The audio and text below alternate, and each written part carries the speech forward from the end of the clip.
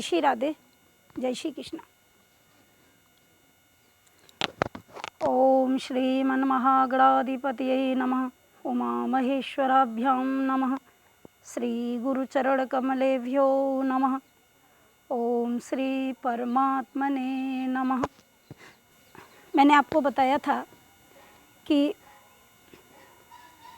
कलयुग में केवल भगवान के नाम से उद्धार होता है।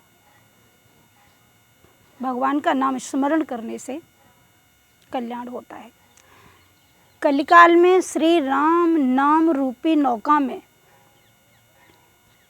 बैठने से हम तर जाते हैं, भव सिंधु सागर से तर सकते हैं।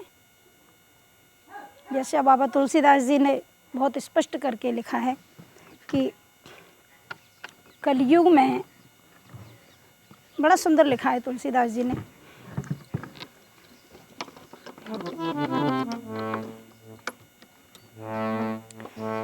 कलियुग केवल हरि गुण गाहा, गावत नर पावहीं भव थाहा।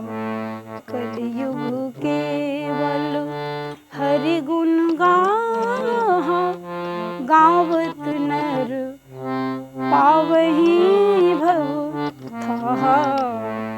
कलियुग जोग न जगिन ज्ञान, एक आधार राम गुण गाना।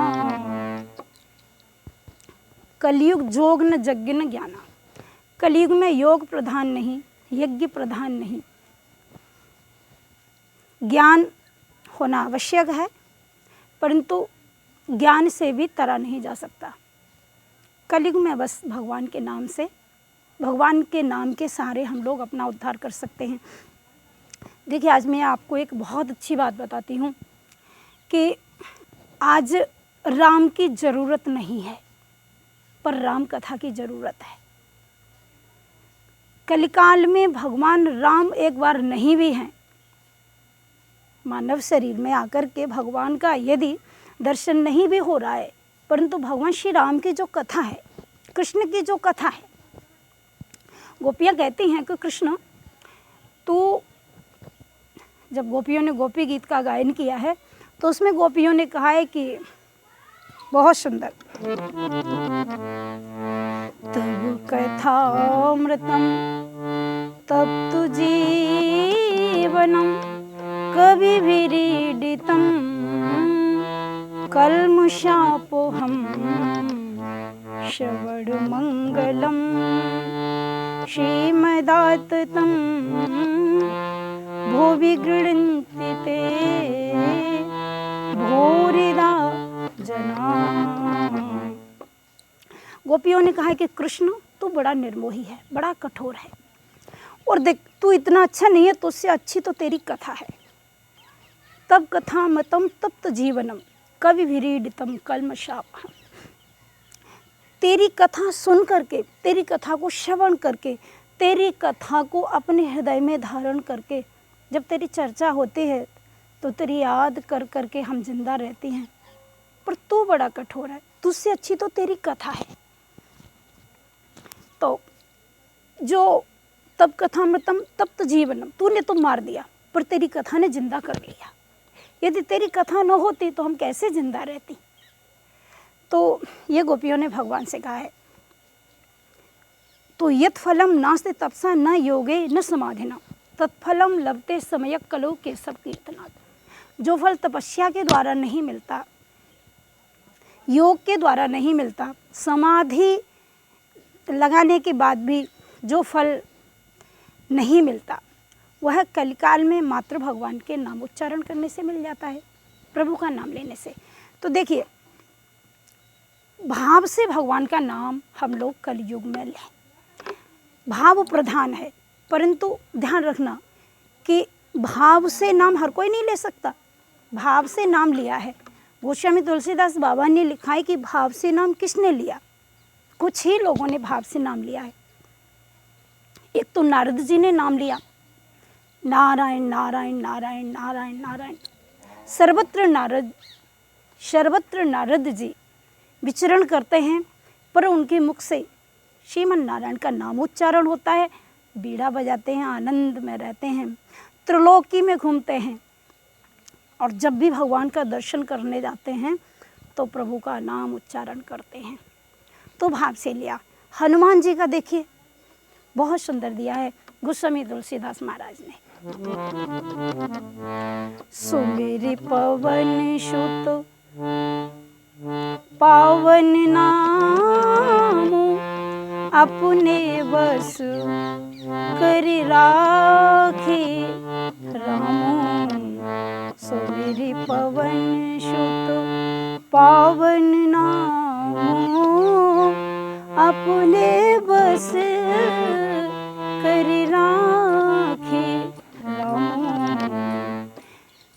हनुमान जी ने भगवान राम का नाम जपते जपते, पवित्र नाम हनुमान जी ने स्मरण कर करके भगवान का नाम श्री राम सिया राम सिया राम सिया राम सिया राम, ऐसा भगवान नाम जपते जपते बताते हैं। आप भी जानते हैं, सारा संसार जानता है कि सारा विश्व 3 लोक भगवान के बस में है। 3 लोक ही नहीं, काल कर्म जीव जाके हाथा। जो भगवान सृष्टि की उत्पत्ति करते हैं, जो पालन करते हैं और जो संहार करते हैं, उन भगवान के बस में सारा विश्व है। भगवान सारे ब्रह्मांड के नायक हैं, अखिल ब्रह्मांड नायक हैं प्रभु। तो वो परमात्मा त्रिलोकी को बस में करते हैं। 3 लोक उनके बस में हैं, परंतु जिनके बस में 3 लोक हैं वो राघव हनुमान जी के बस में हैं, भाव के कारण। तो भाव से यदि नाम लिया जाए तो कितना अच्छा है। भाव से प्रभु का नाम उच्चारण किया जाए, पर बहुत कठिन है। बाबा जी ने तो लिखा है कि भाव से नाम लो तो अति उत्तम, इससे अच्छा कुछ नहीं। संतों के आशीर्वाद से, संतों की कृपा से, देखिए संतों के आशीर्वाद के बिना हम लोग भाव में नहीं डूब सकते, क्योंकि संत ही भाव में आनंद लेते हैं परमात्मा के रूप का, परमात्मा के गुण का, और परमात्मा का जो भी चरित्र है उसको समझने के लिए।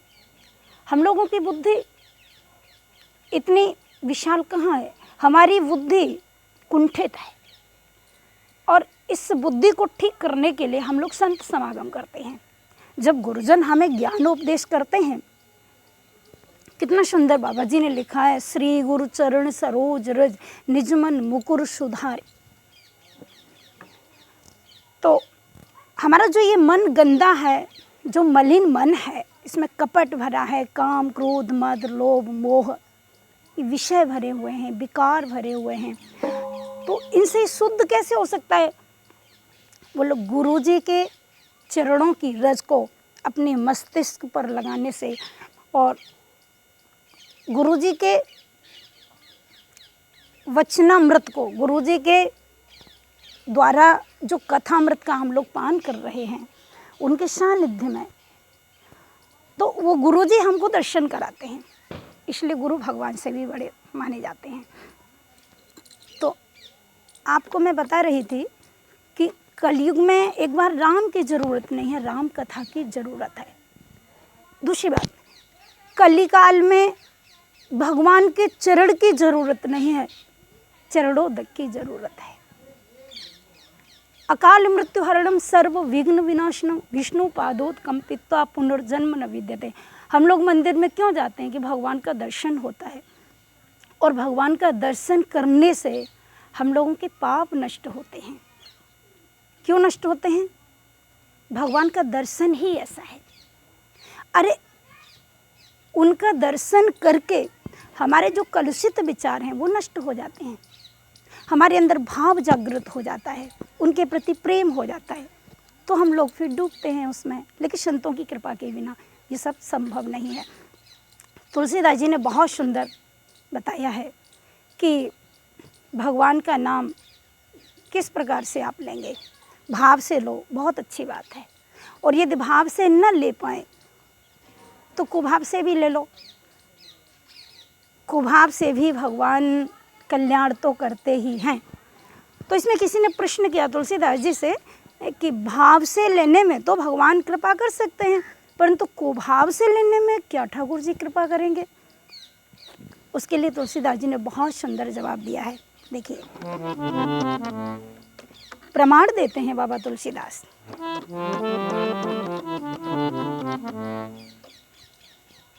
कितना सुंदर प्रमाण देते हैं तुलसीदास जी। तो भाव से नाम किसने लिया? भाव से नारद जी ने लिया, हनुमान जी ने लिया। तो हनुमान जी ने त्रिलोकी भगवान को, मर्यादा पुरुषोत्तम श्री राम को अपने बस कर राखे रामू, अपने बस में कर लिया। और कुभाव से एक सज्जन ने पूछा तुलसीदास बाबा को, कुभाव से किसने लिया? कुभाव से किसने लिया? तो तुलसीदास बाबा बहुत सुंदर बताते हैं, कुभाव से वाल्मीकि जी ने लिया, जिनको पता नहीं कि राम क्या है, राम जी के बारे में कुछ नहीं पता।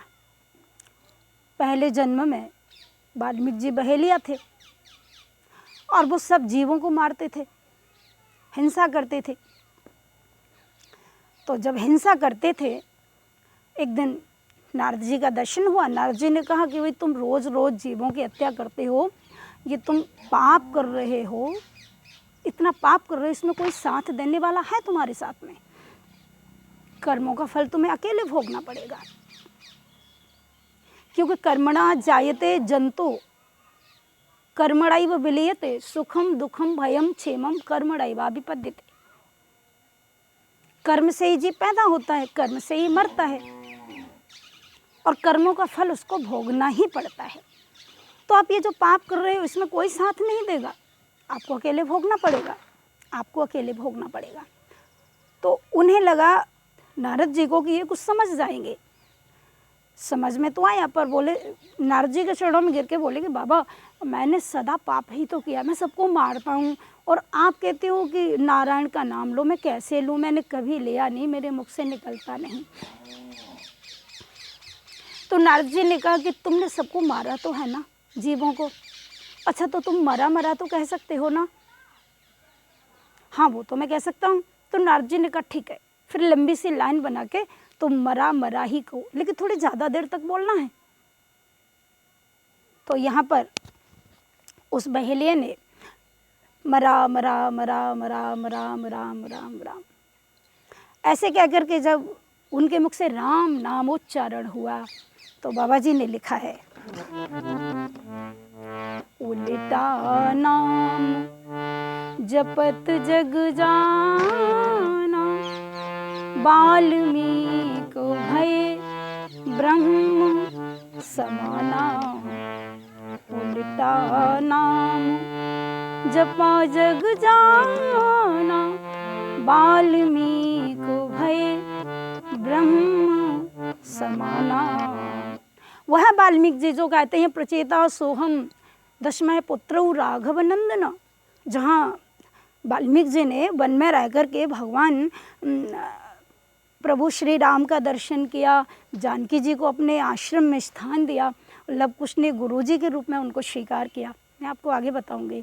तो वहाँ वाल्मीकि जी मात्र मरा मरा मरा मरा राम नाम उच्चारण करके इतने बड़े कवि हुए, जिनको तुलसीदास जी कहते हैं कि वंदे विशुद्ध विज्ञान कवीश्वर कपीश्वर। मैं ऐसे कवीश्वर को और कपीश्वर हनुमान जी को, ऋषि वाल्मीकि जी को प्रणाम करता हूँ। तो यहाँ कुभाव से लिया किसने? वाल्मीकि जी ने। और अनख से किसने लिया? कुंभकर्ण ने। कुंभकर्ण को जब जगाया गया, रावण ने जगाया और बताया कि मैं सीता का हरण करके लाया हूँ, राम ने युद्ध की पूरी तैयारी हो चुकी है, राम के द्वारा चढ़ाई हुई है लंका पर और कई योद्धा मारे गए, तो तुम्हें युद्ध करने के लिए जाना पड़ेगा। उस पर कुंभकर्ण ने बहुत समझाया रावण को। तो कुंभकर्ण कहता है कि भैया, कुंभकर्ण जानता है कि वो परमेश्वर हैं, भगवान हैं, साक्षात नारायण मानव रूप में आए हैं, तुम्हारा कल्याण करने के लिए आए हैं। माता जानकी को ले जाकर उनकी शरण में सौंप दो जाकर और उनको प्रणाम कर लो, तो वो तुम्हें क्षमा कर देंगे।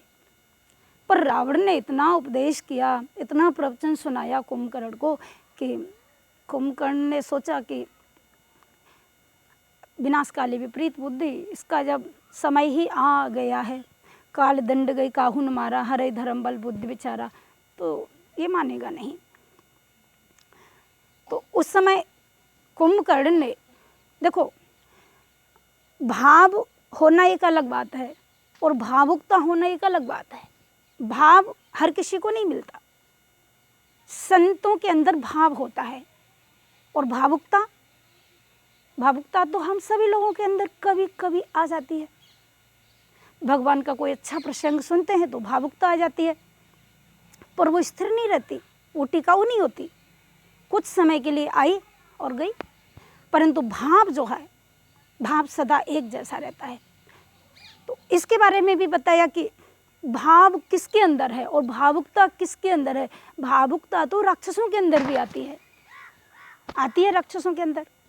गोस्वामी तुलसीदास बाबा ने बहुत सुंदर लिखा है, भावुकता तो कुंभकर्ण के अंदर भी थी, परंतु कितने समय के लिए, एक क्षण के लिए। बाबा जी ने लिखा है,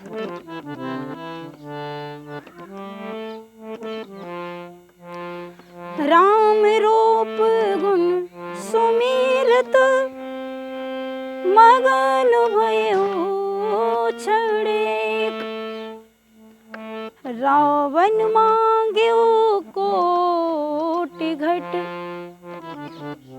मदय रुमहि सुअनेक। एक क्षण के लिए कुंभकर्ण के अंदर भी भावुकता आई। राम जी के बारे में सुना, राम मर्यादा पुरुषोत्तम है, धीर वीर गंभीर हैं, बड़ा सुंदर स्वभाव है राम जी का, बैरियू राम बड़ाई करेंगे, इतना सुंदर स्वभाव है उनका, तो क्यों नहीं रावण को शरण में चला जाना चाहिए, पर ये नहीं जा रहा है। तो एक क्षण के लिए कुंभकर्ण के अंदर भी भावुकता आई। पर बाबा जी लिखते हैं कि एक क्षण के लिए राम रूप गुण सुमिरत मगन भयो क्षणेक। कुंभकर्ण भी मगन हो गया, पर एक क्षण के लिए, और उसके बाद उसे लगा कि मुझे युद्ध करने के लिए जाना ही है। भावुकता खत्म हुई और युद्ध की तैयारी करने लगा। रावण मांग्यो कोटि घट मदय रुमहि सुअनेक। तो ये भावुकता एक क्षण के लिए आई, परंतु भाव संतों के अंदर रहता है, और वो भाव ऐसा होता है जो एक क्षण के लिए नहीं, सदा के लिए रहता है। देखिए बाबा जी प्रमाण देते हैं, भाव शुद्धम परम शौचम प्रमाणम सर्व कर्मशु। भाव किसके अंदर है? भरत जी के अंदर।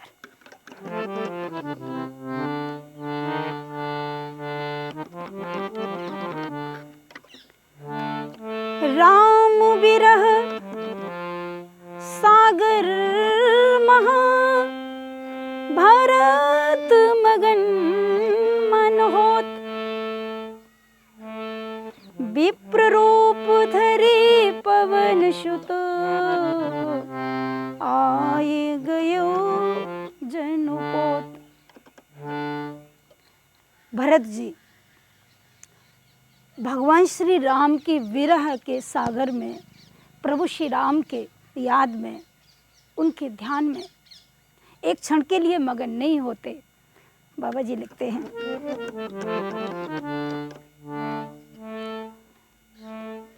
राम विरह सागर महा भरत मगन मन होत,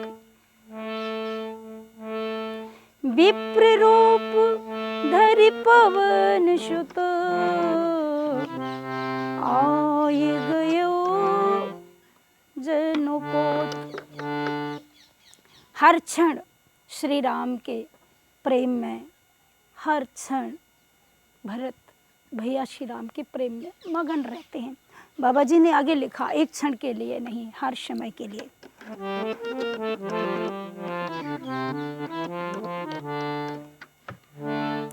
भरत स्वभाव सुशीतलताई, सदा एक रस बरनीन जाई। भरत स्वभाव सुशीतलताए, सदा एक रस बरनि न जाए। सदा एक रस, सदा भगवान के चरणों में ध्यान, सदा प्रभु के प्रेम में मगन, सदा भगवान के ध्यान में तल्लीन हर क्षण, ये है भाव। तो कुभाव चीज़ अलग रही, एक भावुकता, एक भाव। भाव संतों के अंदर होता है और भावुकता तो एक क्षण के लिए हम लोगों के अंदर भी आ जाती है, पर उससे कल्याण नहीं होता। भाव से ही भगवान प्रसन्न होते हैं। भाववश्य भगवान, भाव शुद्धिम परम शौचम। तो यहाँ पर भगवान प्रेम से प्रसन्न होते हैं, सदा भाव रहे।